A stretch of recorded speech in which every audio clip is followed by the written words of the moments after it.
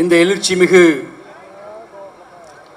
சிறப்பான பிரம்மாண்டமாக நடக்கக்கூடிய இந்த விருதுகள் வழங்கும் விழாவில் பெரும் திரளாக திரண்டிருக்கக்கூடிய எங்களின் தொப்புள் கொடி உறவுகளான விடுதலை சிறுத்தைகளே, அல்லாஹு அக்பர், ஜெய் பீம் என்று பாராளுமன்றத்தில் வீரமாக நெஞ்சுரத்தோடு முழங்கிய அன்பு சகோதரர் எங்களுடைய தொப்புள் கொடி உறவு அண்ணன் திருமாவளவன் அவர்களே, மேடையில் அமர்ந்திருக்கக்கூடிய சான்றோர் பெருமக்களே, உங்கள் அனைவருக்கும் அந்த ஏக இறைவனின் வற்றா பெருங்கருணையும் பேரருளும் என்றென்றும் உண்டாகட்டுமாக. இந்த அருமையான நேரத்தில், இந்த விருந்து வழங்கக்கூடிய இந்த நேரத்தில் எங்களை எல்லாம் விட்டு பிரிந்து சென்ற சமுதாய போராளி சகோதரர் SM பாக்கர் அவர்களை நினைவு கூற கடமைப்பட்டிருக்கின்றேன். என்னோடு களத்தில் மிகப்பெரிய அளவிற்கு பங்களித்துக் கொண்டிருக்கக்கூடிய இந்திய தௌஹீத் ஜமாத்தின் உறுப்பினர்கள், தோழர்கள் என்று அவர்களை எல்லாம் மிகப்பெரிய நன்றிகளை தெரிய கடமைப்பட்டிருக்கின்றேன். மாணவர் பருவம் தொட்டே சமுதாயத்திற்காக, மக்களுக்காக, விளிம்பு நிலை மக்களுக்காக தொடர்ந்து குரல் கொடுத்து கொண்டிருக்கின்றோம். அன்றிலிருந்து இன்று வரை என்னோடு அரணாக ஒத்துழைப்பாக இருந்த அனைத்து இஸ்லாமிய தலைவர்களையும் இந்த நேரத்தில் நினைவு கூற விரும்புகின்றேன்.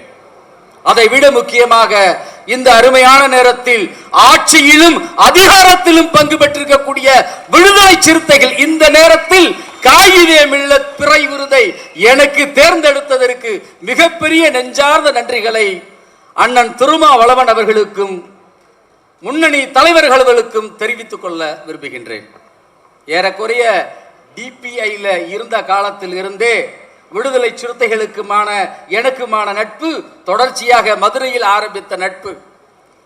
அண்ணன் அன்னைக்கு ஃபோரன்சிக் சயின்ஸ் ஆபீஸ்ல ஒர்க் பண்ணிக்கிட்டு இருப்பாரு. எங்களுடைய மாணவர் அலுவலகத்திற்கு காலையில் அண்ணன் வருவார். வரக்கூடிய முக்கியமான ஆள்ல தலித் எழில்மலையும் அண்ணன் அவர்களும். அண்ணனை கொண்டு போய் என்னுடைய பைக்ல தான் கொண்டு போய் ஃபோரன்சிக் ஆபீஸ்ல இறக்கி விடுவேன். அப்ப பீச் ரோட்ல போய் பஸ் எடுத்து போகணும், நான் கொண்டு போய் இறக்கி விடுவேன். அப்ப பஜாஜ் கப்பு என்கிட்ட இருந்துச்சு. அன்று தொடர்ந்த நட்பு உறவு இன்று வரை அல்லாஹ்வுடைய கிருபையால் தொடர்ந்து கொண்டே இருக்கின்றது. இந்த நேரத்தில் சில விஷயங்களை சுட்டிக்காட்ட நான் கடமைப்பட்டிருக்கின்றேன். அன்பு உறவுகளே, ஆட்சியிலும் பங்கு, அதிகாரத்திலும் பங்கு என்று அன்று விடுதலை சிறுத்தைகள் முழங்கினார்கள். அல்லாஹ்வுடைய கிருபையால் இன்று ஆட்சியிலும் அதிகாரத்திலும் பங்கு இருக்கின்றது. எவ்வளவு சந்தோஷமா இருக்கு தெரியுமா? கோட்டையில என்னுடைய மனுக்களுக்கு விடை கிடைக்காதா என்று வன்னி அரசும் அண்ணன் திருமா அவர்களும் ஆளுநர் ஷானவாஸ் அவர்களும் அப்துல் ரஹ்மான் அவர்களும் எத்தனை விதம் போயிருப்பாங்க. இன்னைக்கு சொல்வதற்கே ஆசையாக மகிழ்ச்சியாக இருக்கின்றது.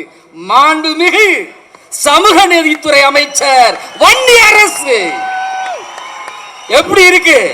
இந்த காலம் வரணும்னா நாமெல்லாம் காத்திருந்தோம். திருப்பி அடிக்கணும் சொன்னோம். இன்னைக்கு திருப்பி அடிக்க தேவையில்லை. அதிகாரமே நம் கையில் வந்திருக்கின்றது. பதவிக்கு ஆசைப்படுபவரா இந்த திருமா? பதவிக்கு ஆசைப்படுவரா இந்த திருமா? ஒருபோதும் இல்லை. எங்களுக்கு தெரியும், சின்ன கஞ்சாட காட்டி இருந்தா பிஜேபி அரசாங்கத்தில் அவர் கேபினட் மந்திரி, ரவிக்குமார் அண்ணனும் கேபினட் மந்திரி. கொஞ்சம் சின்ன கண்ணசைவு. கேபினட் மந்திரினா எவ்வளவு பெரிய பதவி? பதவி அல்ல, கொள்கை மட்டும்தான் முக்கியம் என்ற ஒரே நிலையில் இருக்கக்கூடிய ஒரு உன்னதமான தலைவராக திருமா அவர்கள் இருந்து கொண்டிருக்கின்றார்கள். தடுக்க முடியாது. சில பேர் சொல்லலாம் பதவிக்கு ஆசைப்பட்டார். இன்னைக்கு தமிழ்நாட்டில் மிகப்பெரிய வாசல் திறக்கப்பட்டிருக்கின்றது. அதிகாரத்திலும் பங்கு என்ற ஒரு வாசல் கிடைச்சிருக்கு. நினைச்சு பார்க்க முடியுமா? சுதந்திர இந்தியாவில தலித்கள் ஆட்சியில் இருப்பதை நினைத்து பார்க்க முடியுமா?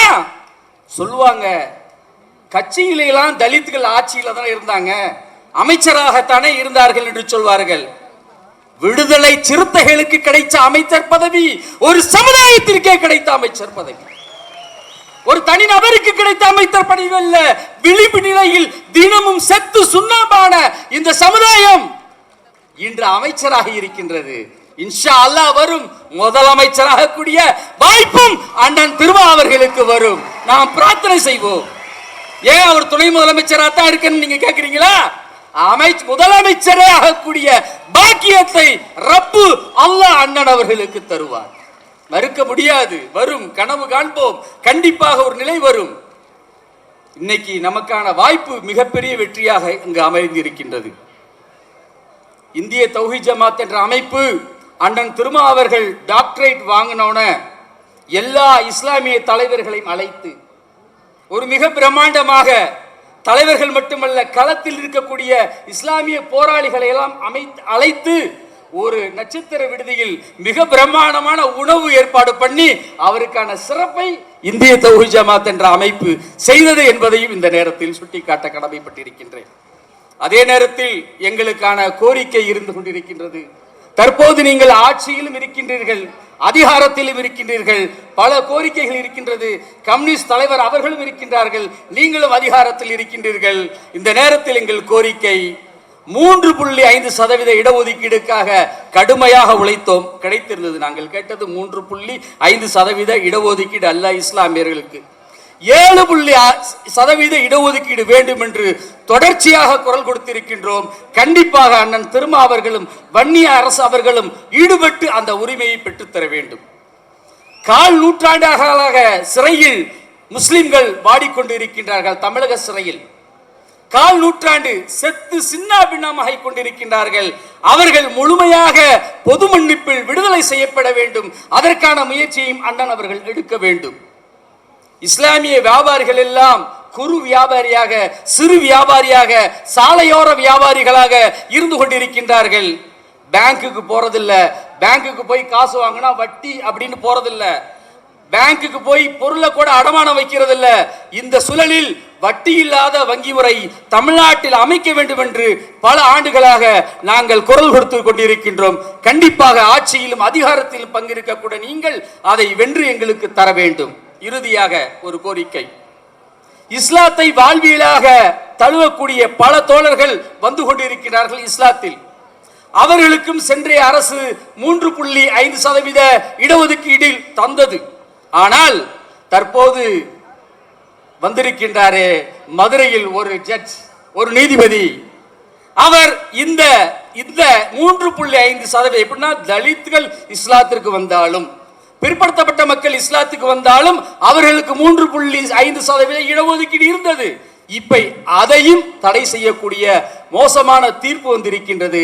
அதையும் மேல்முறையீடு செய்ய தமிழக அரசு போயிருக்கின்றது. அதையும் கண்டிப்பாக தாங்கள் வென்று தர வேண்டும் என்ற கோரிக்கையை மையமாக வைத்து முடித்துக் கொள்கின்றேன். அல்லாஹு அக்பர். ஜெய் பீம். அஸ்ஸலாமு அலைக்கும்.